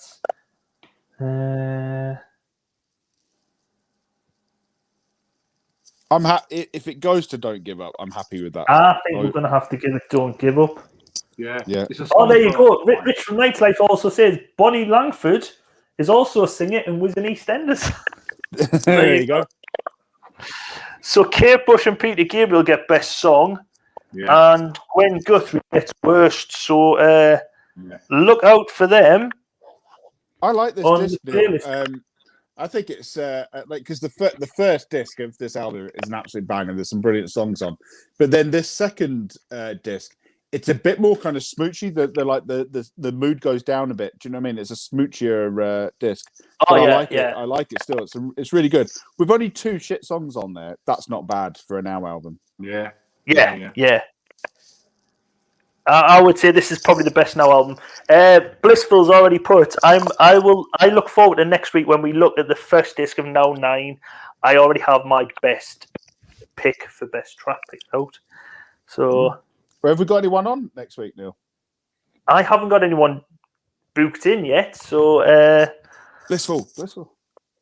yeah, Blissful. If you want to come on, would you come on Blissful next week if you want to? Get in touch via my Facebook page if you're on Facebook. If not, Instagram. I did Blissful. We'll just ring Neil. His number is 07942 I thought you were going to say just do what I did and lived with somebody for 40 years. No, Stu, me and Nick have not lived with together 40 years. By the number one logic, Bob the Builder, Can We Fix It is a good track. Oh, yeah. You said that was your favourite song of all time, Nick. Boom, Peter Gabriel for the win. No, I don't have a mic or a face cam. It's all right then. Don't worry. Blissful, you can just keep us right in the chat. Yeah, you just come back and keep us right in the chat and don't decide. But yes, thank you everyone for coming, especially when Oprah tries to steal our thunder. Doesn't she know we live stream every Monday? I'm just watching a bit of the interview now, Neil. Again, I'm only lip reading, but I'm pretty sure that Harry's just said about the royal family. Yeah, they could go fuck themselves. I think that was what they said. Yeah. Stu's comments, not mine. Just lip reading, that's all. I'm just lip reading. Just lip reading. Okay, if you're going to mention the royal interview, can I just mention Harry's a ginger. Why were they worried about the colour of skin of the baby? I don't get it. Anything other than a ginger would have been acceptable. Yeah. Well, thanks very much, Nick, for coming along. I'll point the right way again. Thank you, Nick, for coming along. It's been a pleasure. Thank you very much. Thank you very much. Thank you. Thanks. You're taking the wrong way now, never mind. Thanks, Stu, as well. And thanks, everyone in the chat.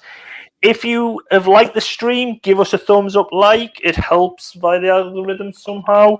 And if you aren't already, click the subscribe button. Sorry, Stu? Neil, don't forget you're live on Big Girls Really Do Cry tomorrow. Oh, yes, I was going to say, yes. I've got a live tomorrow night at 9:30 on Laney's channel, Big Girls Really Do Cry, 9:30. If someone who's a mod can post a link, please, I will keep on babbling for 5 minutes. What? Has anyone else got anything they want to say? Someone's posted it. Thank God for that. Right, move on. All right, thanks, Susan. Thank you very much. Yeah. So yes, come and watch me tomorrow night. I am struggling. I mustn't be a nasty person because I'm really struggling to fill like drinks I don't like. What? So yeah, there's not many drinks I don't like. I'm just so glad she never gave us the category food because I kind of think of one single food item I don't like. No, Me neither. I'll love anything. But yes, so if everyone is finished. Thanks everyone in the chat. So thanks Laney, Susan, Rich, Bad Wolf, Sharon, Blissful, Michelle, Ian. Hello and goodbye. It's the first time seeing you in Ian, but goodbye. just say everyone. Rich, Nick. Yeah. Everyone, Matt, if I haven't mentioned your name, I'm very sorry. Hopefully we'll see you next week. We might have a guest, we might not. But tune in next week and find out. I'm going to the wrong computer to end this. Oh, hi, Mel. Just on that. So thank you very much, everyone, and good night. Sure. Keep waving upward waves.